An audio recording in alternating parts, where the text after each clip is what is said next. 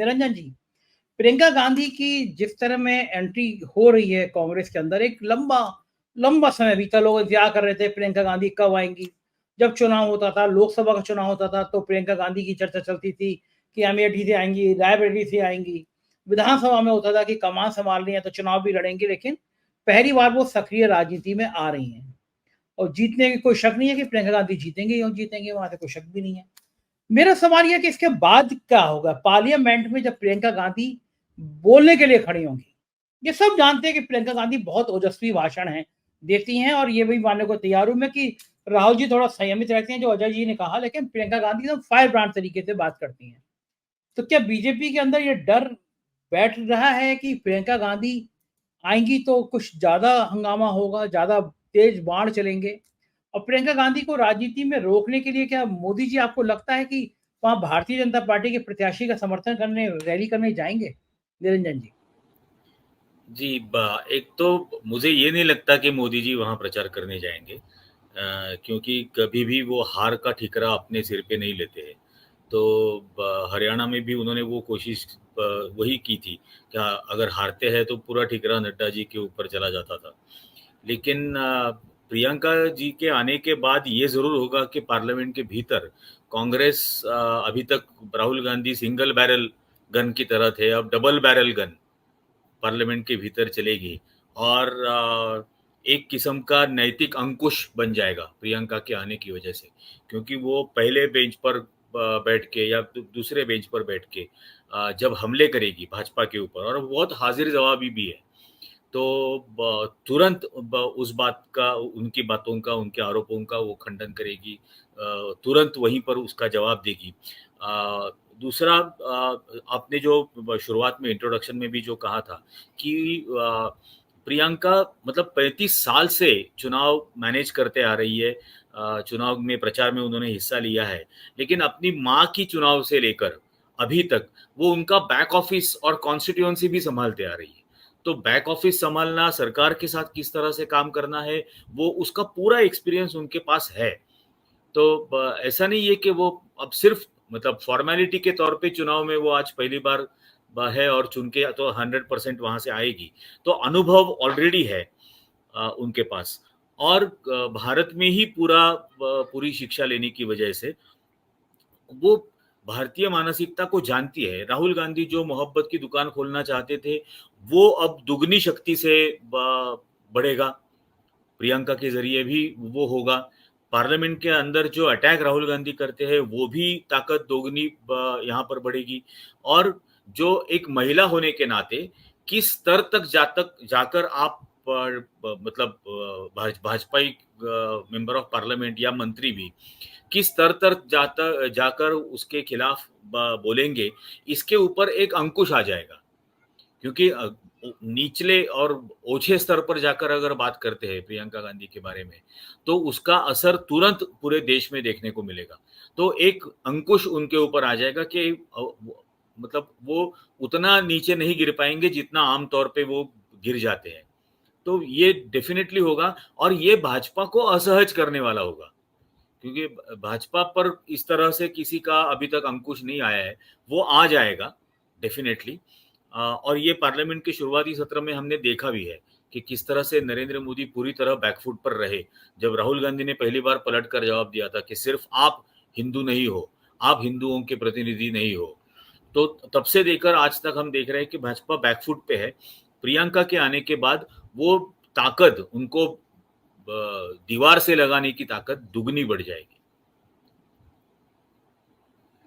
क्या लगता है आपको, ये जो माहौल है देश का इस समय, पार्लियामेंट के चुनाव के बाद बीजेपी समझ गई कि अब विकास की ये खोखली बातें चलने वाली नहीं है। जो पार्लियामेंट के रिजल्ट आए उससे पार्टी निराश हुई और फिर से एक सांप्रदायिक ध्रुवीकरण के इशारे पर पार्टी चलने लगी। आपके महाराष्ट्र में होर्डिंग लाने लगे कि अगर बटोगे तो कटोगे। उत्तर प्रदेश में बहराइच का दंगा सामने आ गया कि बीजेपी के विधायक ने अपने पार्टी के नेताओं के खिलाफ एफआईआर लिखा दी, दंगा भड़का रहे थे। तो ये देश में जो एक तरह की आग लगाने की कोशिश फिर से की जा रही है, आपको लगता है कि प्रियंका गांधी और राहुल गांधी संसद में इस मुद्दे पर भी जोरदार तरीके से बात कर पाएंगे? हाँ, 100% बोलेंगे और सिर्फ मतलब सदन के अंदर नहीं, अब विधानसभा महाराष्ट्र की विधानसभा की चुनाव के दौरान, प्रचार के दौरान भी इसके बारे में वो डेफ़िनेटली इसके बारे में बोलेंगे। जिसकी शुरुआत राहुल गांधी ने जो सांगली में कैंपेन का लॉन्चिंग किया था, वहाँ पर उन्होंने शुरुआत इस बात की थी और महाराष्ट्र में उतनी नफ़रत ज़रूर वो फैलाने की कोशिश कर रहे हैं, पिछले 2 साल से एक्चुअली कर रहे हैं और कई लोगों के ज़रिए कर रहे हैं। सुरेश चौहान के जो सुदर्शन चैनल के हैं, उनको पूरे महाराष्ट्र में घुमाया गया था, नफ़रत फैलाने के लिए। उसके बाद नितेश राणे, नारायण राणे के बेटे, उनके ज़रिए नफ़रत फैलाने की कोशिश की गई थी। लव जिहाद के नाम पर, हिंदू आक्रोश मोर्चा के नाम पर, अलग-अलग बैनर के तहत उन्होंने ये महाराष्ट्र में करने की कोशिश की थी। जो अहमदनगर में किया, औरंगाबाद में किया, सांगली में किया, कोल्हापुर में जो पन्हाळगढ़ जो फोर्ट है, वहाँ पर मुसलमानों के बस्ती पर हमला वहाँ पर किया था। तो ये 100 उन्होंने कोशिशें की है, उसके बावजूद वो नाकामयाब रहे हैं। और इसकी लिमिट तब आ गई थी जब छत्रपति शिवाजी महाराज का पुतला ये कोंकण में गिर गया 35 फीट का और गिरने के बाद पाया कि वो खोखला था अंदर से। सिर्फ ब्रॉन्ज के पतरे बाहर से लगाए थे और अंदर से पूरा पुतला खोखला था और जो बनाने वाला था उसके ऊपर कल्पेबल होमिसाइड, सदोष मनुष्यवध का गुनाह ये सरकार ने रजिस्टर किया क्योंकि कोई मनुष्य मरा ही नहीं है तो उसको 20 मिनट में उसको जमानत भी मिल गई और उसकी वजह से महाराष्ट्र में इतना गुस्सा भाजपा के खिलाफ है और उसके दूसरी तरफ नफरत फैलाने की कोशिश हो रही है जो महाराष्ट्र के मतलब जेनेटिकली महाराष्ट्र की साइकोलॉजी में नहीं है। बेसिकली महाराष्ट्र हमेशा शिवाजी महाराज से लेकर डॉक्टर अम्बेडकर तक इस विरासत की बात करता है, महात्मा फुले की बात करता है, छत्रपति शाहू महाराज की बात करते हैं। तो महाराष्ट्र की साइकोलॉजी में नफरत नहीं है।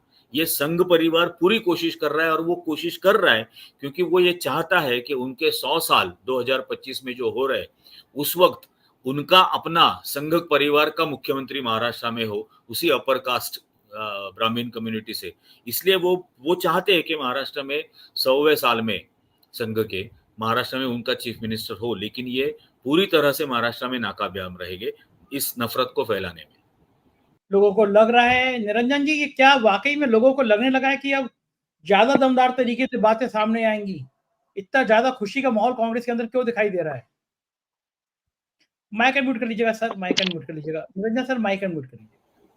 जी जी देखिए, मैं पर्सनल इसके बारे में मेरा ओपिनियन जो है कि प्रियंका गांधी के भाषण में जो ताकत है, मतलब मैं अगर कहूँ कि मैं अगर लाख की भीड़ में 1 लाख लोगों की भीड़ में बैठा हूँ और प्रियंका गांधी का भाषण सुन रहा हूँ तो मुझे ऐसा एहसास होता है कि वो मुझसे बात कर रही है। ऐसा हर एक को लगता है उस सभा में बैठे हुए। तो ये जो पर्सनल कनेक्ट एस्टेब्लिश करके बात करने का जो उनका तरीका है, देखिए अच्छे भाषण करने वाले बहुत होते हैं, लेकिन दिल से बोलने वाले ये बहुत कम होते हैं और ये एहसास होता है सुनते वक्त, ये महसूस होता है कि वो दिल से बात करती है और मुझसे बात करना चाहती है।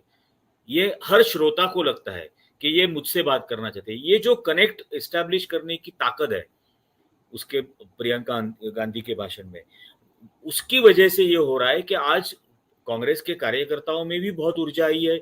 लोकसभा चुनाव के नतीजों के बाद जरूर एक ऊर्जा बढ़ चुकी थी, लेकिन अब प्रियंका गांधी के एक्टिव पार्लियामेंट्री पॉलिटिक्स में आने के बाद कोई भी ये इमेजिन कर सकता है कि पार्लियामेंट के अंदर प्रियंका गांधी का परफॉर्मेंस कैसे रहेगा और उससे कार्यकर्ताओं को कितनी ऊर्जा मिलेगी, उससे कितने मुद्दे मिलेंगे, उससे कितने तरीके मिलेंगे कि इन भाजपा के प्रोपेगेंडा को किस तरह से कॉर्नर किया जा सकता है, किस तरह से भाजपा के ये बनावटी आक्रामकता को ये पीछे ढकेला जा सकता है। तो इसका शायद वस्तुपाठ प्रियंका गांधी रखेगी और उसकी वजह से वो ऊर्जा देखने को मिल रही है।